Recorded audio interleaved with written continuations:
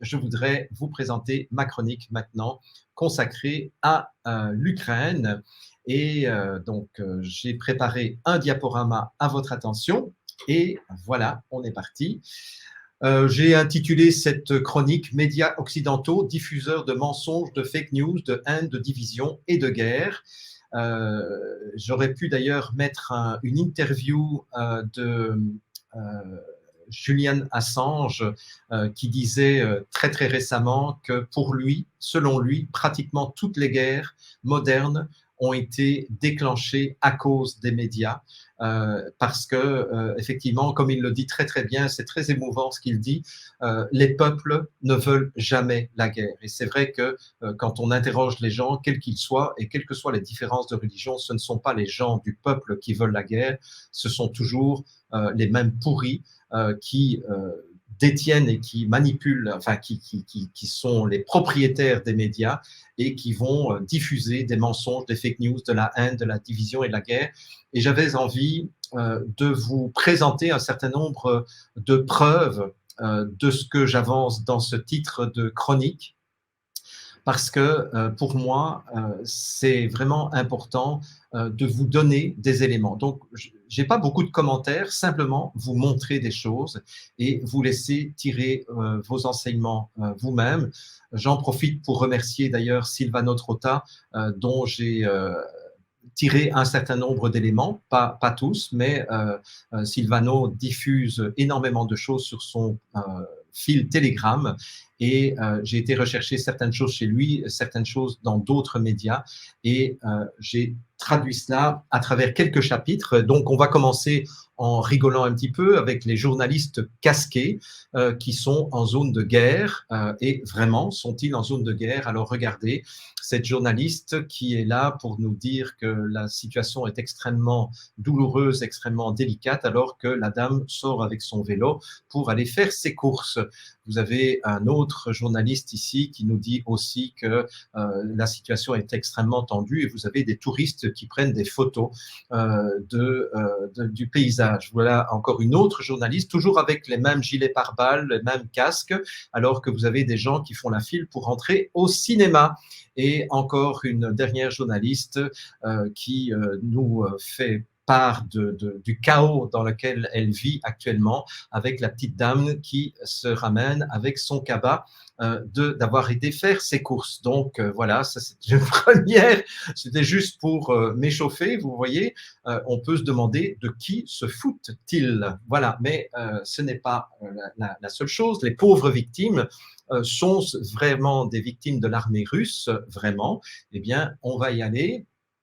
Alors, vous voyez que vous avez à gauche l'histoire, donc on nous dit ghetto de la Macronie, donc la guerre en Ukraine, et vous voyez que la photo est datée du 25 février 2022, mais quand on prend la peine de faire une petite recherche, on se rend compte que exactement la même photo, eh bien, elle est sur un site où on peut acheter des photos. Et c'est une photo dont le copyright est du 4 novembre 2010. Ça va? Allez, on continue. Celui-là, ça c'est un héros de la guerre, c'est un journaliste. Et donc, ce qui est noté, c'est We are set to announce that the first American casualty of the Ukraine crisis has taken place. Donc, ça veut dire nous sommes tristes d'annoncer que la première victime américaine de la crise d'Ukraine a eu lieu. Toutes nos pensées et nos prières pour la famille de l'activiste Bernie Gorse, qui est mort ce matin après avoir sauté sur une bombe russe. Vous voyez sa tête, voilà, hein, et donc c'est bien du 23 février 2022. Le problème, c'est que cet homme est déjà mort auparavant. Vous voyez, là, le journaliste Bernie Gorse executed in Kabul by Taliban soldiers. Donc, ce journaliste héroïque a été exécuté par les talibans, les soldats talibans à Kaboul. Et si on regarde de près la date, eh bien, c'est le 16 août 2021. Voilà. Alors, c'est intéressant quand même de voir la même image, le même nom, Et ce brave homme est mort déjà 2 fois pour couvrir 2 événements. Voilà. Alors, je m'arrête un instant. Si, après ça, vous avez encore envie de croire les médias un instant, juste un instant, je pense que vous devez être malade mental, schizophrène, autruche, ascendant, je ne sais pas quoi, mouton peut-être, mais attendez, on se fout de notre gueule là. Et vous n'avez pas encore vu le pire, hein, parce que j'y vais en gradation dans cette présentation que je vous fais, mais c'est vraiment se foutre de la gueule des gens. Et c'est avec des choses comme ça que la population va être derrière leurs dirigeants en Europe et aux États-Unis pour dire oui, il faut aller défendre le peuple ukrainien. Ça me fait vraiment penser à ce qui s'est passé au moment des attentats de Charlie Hebdo, qui là aussi était une attaque sous faux drapeau, évidemment, hein, et ce ne sont pas des islamistes qui ont été massacrés les gens de Charlie Hebdo, mais bon, on y reviendra un autre jour si vous voulez. Et comme un seul homme, toute la population tout à coup était je suis Charlie, tout le monde brandissait le je suis Charlie, mais n'empêche que quand nous, qui apportons des informations sourcées, on se fait descendre, eh bien, les mêmes je suis Charlie sont en train d'applaudir le fait que nos comptes se font fermer. Voilà. Petite parenthèse fermée, mais je crois que c'est important de mettre les choses au point de temps en temps. Bien, alors on continue. Donc là, on voit des personnes éplorées qui pleurent à Kiev. C'est daté du 22 février 2022. Donc voilà, je fais un agrandissement pour que vous voyez bien. Le problème, c'est que cette même photo, eh bien, elle a un copyright de 2015 de Pierre Krom. Alors, comment ça illustre quelque chose qui s'est passé, soi-disant, le 22 février 2022, avec une photo dont le copyright est 2015? Vous en voulez encore? Bon, alors ici, ça, c'est des scènes de panique avec comme titre « Helpless Ukrainian People ». Donc, le peuple ukrainien qui est sans défense, qui est sans secours, helpless, qui n'a pas d'aide, qui est sans aide. Bon, donc vous avez vu la photo des gens qui sont paniqués. Bon, ben, alors accrochez-vous bien, asseyez-vous si vous n'êtes pas assis, parce que vous allez voir d'où est tirée cette photo.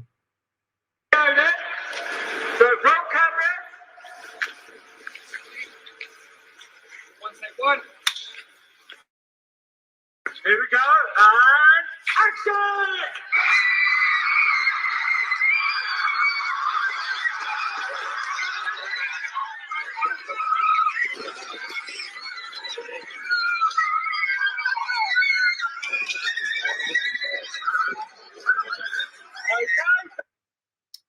Alors ça s'appelle de la propagande de guerre. Vous voyez? Intéressant, hein? Je ne sais pas si ces gens ont été payés ou simplement… Ça vient du film The Kaleidoscope Man. C'est ça, voilà. Et donc, vous voyez comme quoi, sans aucune vergogne, ils récupèrent des images de films pour illustrer je dirais, la terrible situation du peuple ukrainien. Alors, est-ce que l'Ukraine est un État démocratique? On a plusieurs personnes qui ont dénoncé le fait qu'il y avait des néo-nazis, ont été critiquées. Et Poutine, d'ailleurs, a dénoncé le fait qu'il y avait des néo-nazis au sein de l'Ukraine depuis quelques années. Alors, voyons si c'est vrai ou pas. Et ça, ce qui est intéressant, c'est que c'est un article du Figaro qui date de 2018 et où, donc, Ukraine, les milices extrémistes du bataillon Azov. Et voici ce que le Figaro, qu'on ne peut pas qualifier de complotiste, disait en 2018, fondé dans l'ombre de l'ancien mouvement paramilitaire réputé pour ses codes esthétiques néo-nazis, les milices Droujini dispersées dans toute l'Ukraine grandissent. Des groupuscules qui témoignent d'un regain de la fibre ultranationaliste au cœur d'un pays fatigué par 4 ans de conflit. C'était en 2018 et je rappelle que depuis 2014, il y a eu des opérations ourdies par la CIA pour déstabiliser le régime et pour mettre des hommes de leur bord à la tête de l'Ukraine. Voilà. Et quand on regarde, bon, vous voyez bien, vous reconnaissez le drapeau ukrainien quand même, c'est le bleu et le jaune, on le voit partout. Vous voyez la croix gammée, je pense que ça doit vous rappeler quelque chose. Voilà, c'est le bataillon Azov. Vous avez quelques images de ces gens extrêmement sympathiques et on se demande vraiment pourquoi Poutine veut les terrasser. Voilà, et les exterminer. Alors, est-ce que nous avons un président courageux à la tête de l'Ukraine? Vous voyez, là, on nous dit que he took off his clothes and put on a military uniform to join the troops in fighting to protect the Ukrainian homeland. It's a true leader. Donc, il a enlevé ses vêtements pour revêtir l'uniforme militaire, pour rejoindre les troupes dans la lutte pour protéger le territoire ukrainien. C'est un vrai leader. Bon, le problème, c'est que cette image a un copyright du 6 décembre 2021. C'est con, hein? C'est vraiment con. Hein?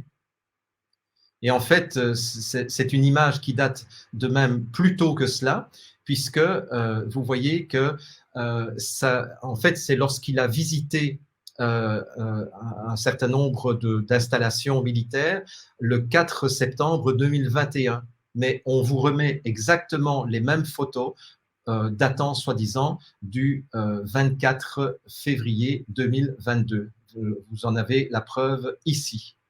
Vous voyez ? Allez, on continue. Des images de guerre. Est-ce que ça s'est passé en Ukraine? Bon, ben, on va le voir. Hein. Alors, on nous annonce qu'il y a un septième avion qui a été descendu par l'armée ukrainienne. Voilà, ça c'est ce qu'on nous dit le 24 février 2022. Ouais, mais sauf que c'est la même image retournée qui faisait état d'un crash d'un F-16 américain, c'est même pas un russe, qui s'est crashé lors d'un show aérien. Voilà, et ça date du 1er juillet. C'est con, hein. C'est vraiment con, ils auraient dû quand même manipuler un peu mieux leurs images. Alors ça, c'est peut-être la chose la plus choquante que j'ai vue. Donc ça, c'est la télévision allemande qui fait état du bombardement de Kiev. Alors, on va regarder ça. Ukraine war immer wieder kam die Mahnung, dass mehr gemacht werden muss, dass es mehr Sanktionen geben muss, schärfere Sanktionen.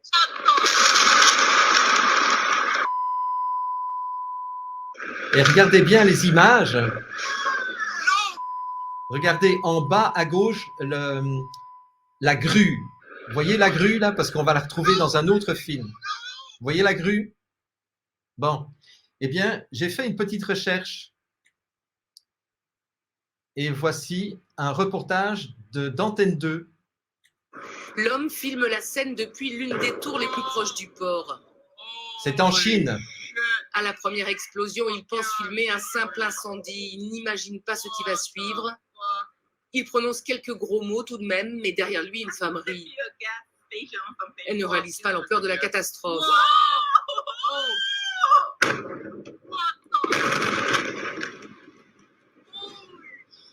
Après la deuxième explosion violente, une boule de feu géante s'élève dans le ciel.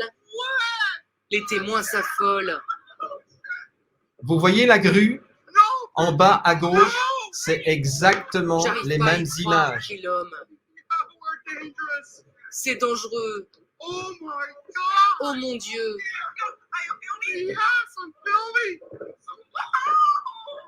Et ce n'est pas fini. Une troisième explosion les terrorise. Le feu se rapproche. Ils vont partir se mettre à l'abri. Même scène filmée par un Chinois. L'homme est dans un immeuble un peu plus loin. Et ça, ce sont des images qui datent de 2015. Ça s'est passé en Chine lors de l'explosion d'une usine chimique. Mais ça a été récupéré pour nous faire croire que Kiev était bombardé par l'armée russe. Ça va? Vous tenez le coup, les amis?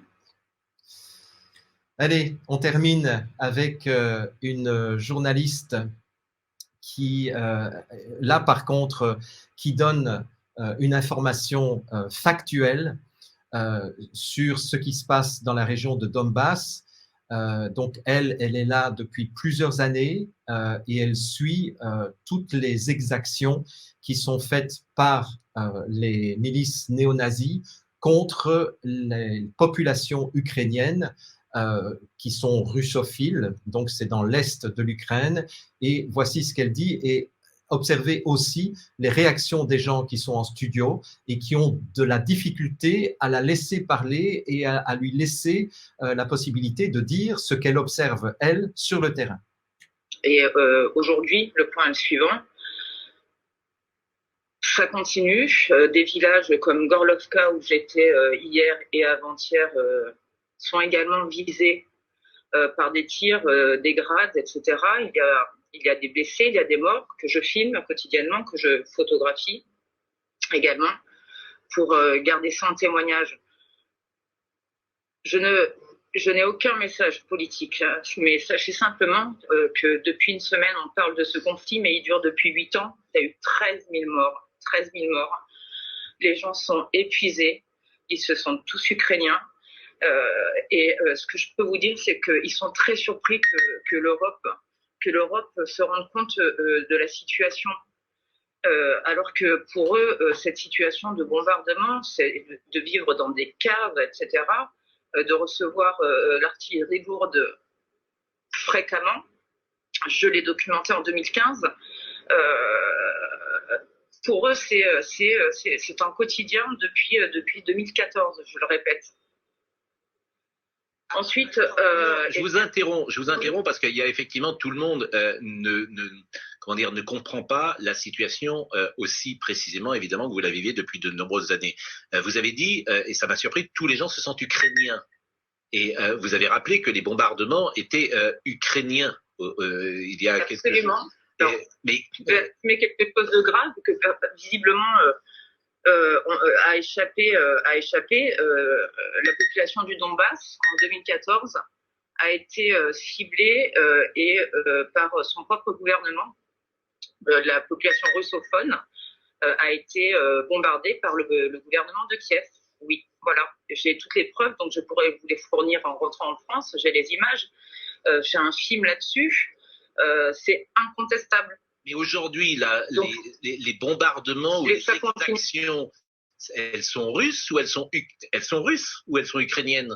Du côté où je suis, elles sont ukrainiennes. Les Russes sont au cœur du pays. Et côté Donbass, donc près de la ligne de front, à Lugansk, où je vais bientôt me rendre, c'est l'armée ukrainienne. Je suis désolée de choquer tout le monde. Non, pas du tout. Et je ne prends pas parti. Et je ne défends pas Poutine. Hein, c'est simplement, moi, je suis au plus près des civils. J'étais l'an dernier en Arménie. Je ne prends pas de position. Simplement. Ce que vous dites est factuel. Il faut quoi? Ce que vous dites est factuel. Et ces populations aujourd'hui a bombardé sa population. Les enfants ont vécu 8 mois dans des caves.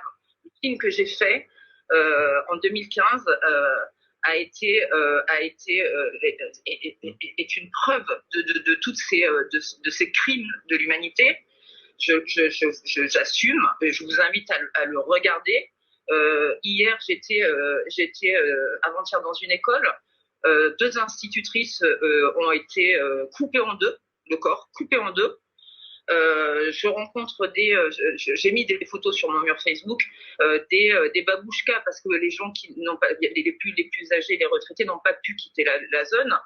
Donc les civils sont touchés, soit par l'artillerie lourde, soit par des grades. Enfin bon, je suis pas une spécialiste de l'armement. En tout cas, je vous confirme qu'ici, dans la région du Donbass, côté russophone, encore aujourd'hui, ça bombarde. Hier, Donetsk a été touché. Et c'est évidemment le pouvoir central ukrainien, selon oui. qui déclenche ces bombardements. Alors, ce que je vous propose, est-ce que vous pouvez rester avec nous? Parce qu'on va recevoir Bernard-Henri Lévy dans quelques secondes, Anne-Laure Bonnel. Est-ce que vous pouvez rester avec nous et apporter votre témoignage? Parce qu'on doit marquer une pause. Oui, bien sûr. Bon, Je vous en prie, je vous en prie. je vous remercie beaucoup et de... Voilà, écoutez, simplement, cette guerre, la guerre, c'est horrible. Alors, j'ai pas de solution, je fais pas de politique, mais ce qui se passe, c'est très grave. Vous êtes écoutés par des millions de Français. J'espère qu'une désescalade sera possible, parce que quand vous voyez, depuis 2014, il y a 13 000 morts à peu près. Anne-Laure, vous êtes dans le Donbass depuis combien de temps? Je suis arrivée il y a depuis lundi dernier. Et vous avez vous étiez à Paris la semaine dernière? Ouais.